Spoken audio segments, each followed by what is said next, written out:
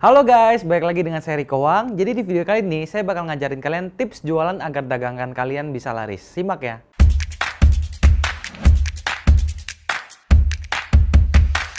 Video ini disponsori oleh dropshipaja.com. Mau jualan online tapi tidak punya produk? Dropship aja di dropshipaja.com. Halo guys, di sini saya mau bagi-bagi uang 5 juta rupiah untuk 5 orang pemenang dari sekarang sampai 18 Mei 2021. Caranya mudah. Pertama, Anda harus follow Instagram saya di @rcwang. Kedua, Anda wajib subscribe channel YouTube saya. Ketiga, Anda harus komen sebanyak-banyaknya di video ini dan video berikutnya, nama dan nomor HP Anda, supaya kalau Anda menang saya bisa menghubungi Anda. Keempat, Anda wajib menonton video saya dari sekarang sampai video 18 Mei 2021 di YouTube. Dan pemenangnya akan saya umumkan pada tanggal 19 Mei 2021 di YouTube story saya jam 4 sore. Dan masing-masing akan mendapatkan 1 juta rupiah. Semoga kalian bisa mendapatkan kesempatan ini. Terima kasih. Nah teman-teman, banyak orang di luar sana berpikir kalau jualan itu susah banget. Ada yang bilang, kok saya nggak bakat dagang nih. Ada juga yang bilang, saya mah nggak bisa jualan. Padahal ya kalau Anda tahu caranya, semua akan jadi mudah. Nah, yang bikin orang nggak bisa jualan itu karena emang dia nggak pernah jualan atau takut sebelum maju. Sedangkan ada orang yang udah jago jualan karena dia sering banget ditolak oleh orang lain sampai ia harus belajar dari hari ke hari dan menemukan pola suksesnya ya. Tips jualan ini bisa dipraktekkan oleh Anda mungkin yang seorang sales atau juga pengusaha atau juga mungkin ibu rumah tangga, pelajar, mahasiswa yang sekarang ingin mencari penghasilan baik online ataupun offline. Jadi langsung aja kita mulai sekarang juga. Yang pertama, pastikan Anda selalu mulai dari masalah dan sediakan solusinya. Oke, bagi saya, bisnis itu kalau nggak bisa nyelesain masalah, namanya bukan bisnis. Karena bisnis itu nggak bisa dibilang cuma sekedar cari uang doang. Arti bisnis bagi saya adalah sebuah tindakan menolong orang yang dibayar. Jadi intinya kita tuh berbuat baik dengan menyelesaikan masalah seseorang. Saya kasih contoh ya. Misalkan ada seseorang yang kelebihan berat badan. Dia akan merasa bahwa dirinya gendut sampai ia merasakan keluhan penyakit dan berbahaya. Maka, saya bakal punya pikiran untuk nolong orang ini. Kebetulan teman saya bikin produk diet herbal, dan ya udah deh, saya jualin aja sebagai reseller. Jadi setiap mau prospek, saya nggak akan langsung jualan, tapi saya cerita dulu ke dia supaya dia ngerti atau aware bahwa gemuk itu nggak baik, dan saya akan kasih tahu ke dia pelan-pelan. Kalau nanti orang yang nggak mau dengerin, ya nggak apa-apa. Nanti saya akan jelasin lagi pelan-pelan. Pokoknya saya kenalan dulu, waktu dia udah nyaman baru saya kasih tahu dia pelan-pelan. Pokoknya niat kita bantu ya.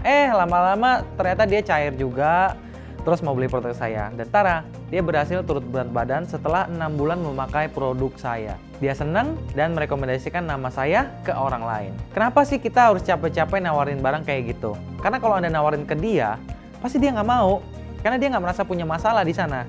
Tugas kita adalah membuat ia tahu bahwa ia punya masalah sampai mau beli. Dan orang itu kalau mau beli produk selalu berawal dari problem. Saya kasih contoh lagi. Kenapa payung itu diciptakan? Ya karena ada orang yang butuh pakai payung saat hujan. Kenapa ada orang membeli baju? Karena sandang adalah salah satu kebutuhan pokok. Ada juga baju yang bisa membuat dirinya lebih percaya diri karena dipakai oleh artis A, artis B, artis C. Terus juga kenapa sih ada orang yang mau beli buku untuk belajar bisnis? Ya karena investasi leher ke atas ya, maksudnya investasi ke mindset. Pemikiran itu sangat penting. Jadi semua selalu bermula dari problem. Jangan gini ya, saya mau jualan brand fashion. Tapi kamu mau kayak gimana? Ya pokoknya nggak peduli desainnya gimana, yang penting optimis aja. Pertanyaan saya gini, gimana kamu mau berhasil kalau dari awal bisnis kamu nggak kamu konsepin? Juga kamu nggak tahu mau mengangkat problem apa. Nah kesalahan ini yang orang di luar sana tuh sering lakuin. Lebih baik ya, ini teman-teman catat ya. Lebih baik kita riset di awal karena kalau kita risetnya tepat, nanti jualan bakal lebih gampang. Konsumen bakal beli serasa kita yang paling tahu isi hati mereka. Karena kalau kita risetnya payah, mau ngiklan dan nawarin segimanapun, mereka nggak akan beli teman-teman. Nah terus ada nggak caranya supaya kita bisa analisa problem seseorang dalam berbisnis? Tentu ada. Ada 3 hal yang bisa kita lakuin dan teman-teman boleh simak ini. Yang pertama adalah teman-teman harus tahu siapa target market kamu. Kira-kira kamu kalau menawarin produk, nawarin ke siapa sih? Apakah kamu mau nawarin ke seluruh rakyat Indonesia, wanita atau pria? Coba pastikan Anda cari tahu dulu siapa yang benar-benar mau kamu bantu.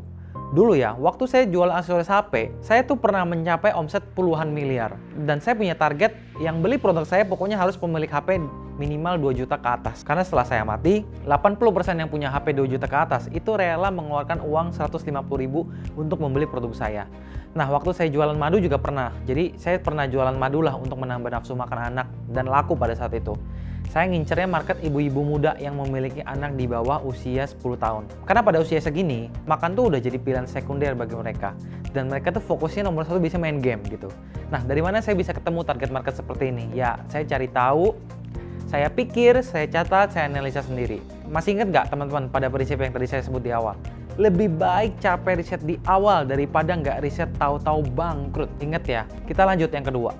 Yang kedua adalah kamu mau main di kelas mana? Setiap produk itu udah kelasnya masing-masing. Beli jam tangan ada yang 50.000, ada yang 1,5 juta, ada juga yang 300 juta, bahkan ada pula yang 5 miliar. Semua ada segmen dan kelas-kelasnya dan semua laku. Kita harus tahu saat ini produk kita ada di kelas mana. Caranya gimana? Jawabannya simpel. Pelajarilah kompetitormu. Setiap produk itu kan ada harganya, dan waktu kita cicipin produknya, kita akan tahu ada barang yang murah dan kualitasnya biasa aja. Tapi ada juga barang yang mahal, tapi kualitasnya tuh bagus banget. Nah, cari tahu apa yang bikin barang ini bisa dijual mahal dan bagus dengan menjadi seorang konsumen. Karena ketika kamu jadi konsumen, kamu akan tahu nih, kenapa sih kamu mau membeli barang ini dan kenapa kamu bisa puas gitu. Setelah kamu bisa menulis dan memutuskan mau main di kelas mana, tips dari saya pilih satu kelas aja sebelum masuk ke kelas lainnya. Karena PR-nya akan semakin banyak kalau Anda bermain di semua segmen market dan semakin besar. Kita lanjut ke yang ketiga, yaitu lakukan survei ke calon target market kamu. Kira-kira kenapa mereka harus membeli produkmu? Apakah kamu memiliki kelebihan berat badan dibandingkan kompetitormu? Apakah mungkin dengan harga dan kualitas yang sama mereka bisa dapat lebih banyak? Kalau orang lain cuma jualan produk, apakah kamu bisa menyediakan servis gratis? Atau ada bonus-bonus yang bisa kamu kasih dibandingkan dengan orang lain? Nah, itu adalah contoh pertanyaan yang harus kamu jawab sendiri. Dan ketika kamu dapat jawabannya, tanyakanlah ke calon target market kamu. Misal, gue kan jual barang A nih. Kalau merek B jual 50.000 tapi isinya 3. Nah, gue mau jual 50.000, kualitasnya sama, harganya sama, 50.000 tapi lo dapat 5. Kira-kira lo mau atau enggak? Nah, mereka kan pasti bilang mau dong. Atau kalau produk Anda berhubungan dengan jasa atau servis, ya, Anda tawarin. Kalau mereka mau, berarti selamat. Riset Anda itu udah berhasil. Step pertamanya adalah analisa sendiri. Step keduanya adalah cek ombak, tanya ke market. Oke, kita lanjut ya ke yang keempat, yaitu tentang pelajari gimana cara kompetitor kamu berbisnis. Di dunia ini nggak ada hal-hal yang baru ya, dan kelebihan dari nggak ada hal yang baru, kamu bisa mencontek gimana cara mereka berbisnis. Kenapa gitu? Karena nggak perlu capek-capek lagi tes semua percobaan dari awal, karena mereka udah ngetes dan nemuin formulanya. Dari mulai produk yang laris, harga yang pas, cara pemasaran, dan lain-lain. Nah, kompetitor itu juga terbagi 3. Pertama, kompetitor kecil. Kedua, kompetitor sedang. Yang ketiga adalah kompetitor besar.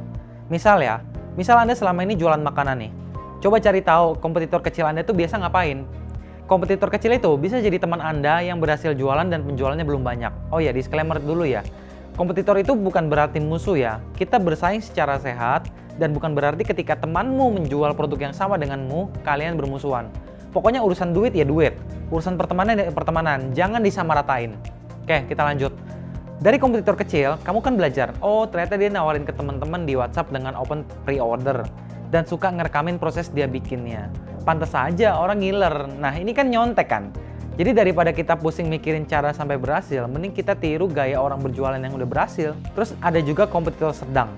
Nah, definisi kompetitor sedang itu ini adalah bisa jadi orang yang nggak kamu kenal, tapi bisnisnya udah lumayan besar. Followersnya udah banyak, iklan di mana-mana, testimoni bejibun. Nah, caranya adalah kamu pelajarin satu persatu apa yang dia lakukan. Ingat, untuk mempelajari cara seseorang berjualan, minimal kamu harus jadi konsumennya dulu. Sehingga kamu tahu gimana caranya dia nawarin sebuah produk, terus juga harga berapa yang dijual. Ada juga kayak kata-kata seperti apa sih yang ia lontarkan sehingga konsumen mau beli. Silakan Anda catat dan praktekkan. Kita lanjut yang ketiga, yaitu definisi kompetitor besar. Nah, ini adalah perusahaan-perusahaan yang sudah benar-benar besar banget ya. Jadi saat ini kamu mungkin nggak bisa ngikutin cara bermain mereka, karena mereka udah terlalu besar dan butuh dana puluhan miliar, ratusan miliar untuk mengikuti gaya main mereka. Tapi, kamu bisa gunain mereka untuk menjadi contoh bisnis yang kamu mau bangun dan sebesar apa sih nanti. Bisa jadi kompetitor besarmu udah go public. Jadi kamu udah tahu keuntungan mereka berapa persen. Alokasi ke karyawan juga berapa persen, terus mereka kayak bangun gudang nggak, bangun ini nggak, beli alat ini nggak, beli mesin ini nggak, kalian tinggal ngikutin aja. Wah, ternyata bisnis susah ya. Ya, susah itu cuma masalah mindset teman-teman. Oke, tapi kok gimana ya kalau saya nggak punya kemampuan riset, terus nggak ada sih tempat untuk saya belajar ini semua daripada saya harus menganalisa semua sendiri. Nah, buat teman-teman yang selama ini ngerasa capek riset produk dan nggak ngerti cara jualan, Setiap bulan saya selalu meriset produk-produk yang laku ketika saya jual. Dan biasanya saya bakal infoin ke teman-teman saya aja. Tapi karena antusiasnya semakin banyak, akhirnya saya mulai mengajarkan ke masyarakat untuk ikut. Mereka yang selama ini ikutin cara saya main nggak perlu stok produknya karena produk udah saya siapin dan hubungan ke supplier terpercaya. Bahkan ada produk yang udah ada jaringan agen di seluruh Indonesia sehingga ongkos kirimnya bisa murah. Karena ya kita bisa beli satuan lah di setiap wilayah keagenan tanpa perlu stok barang di awal. Saya kasih salah satu contoh bocorannya ya, biar teman-teman tuh ngiler gitu. Produknya adalah pengharum. Kenapa pengharum? Karena pengharum dibutuhkan di setiap mobil, toilet, ruangan, dan repeat ordernya tinggi banget. Saya bermain di pasar menengah bawah dan marginnya masih ada 30-40%. Bahkan, sebagai informasi tambahan aja ya, sekedar Anda update status di WhatsApp aja itu bisa laku gitu. Gara-gara produknya emang udah terbukti laris, serta harganya nggak hancur, karena semuanya ngikutin aturan yang disediakan oleh supplier. Gimana dengan rasa dan wangi pengharumnya? Itu juga udah dikurasi, mana yang laku, mana yang enggak.